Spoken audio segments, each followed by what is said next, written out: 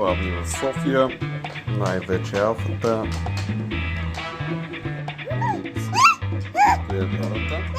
И тук правя ни кюфтенца.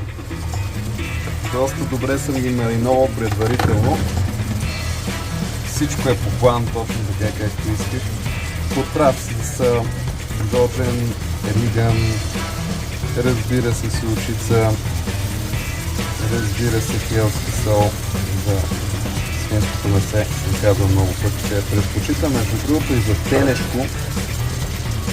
Свинското даже по-върви с хималайско, отколкото телешкото.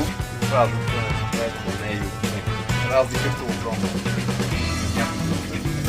Лукче, домат и съвсем малко репичка, малко джинджифил също така, с кокосово и какао маслце. Ще отнема малко повече време, защото маринатата е да се поизкупи.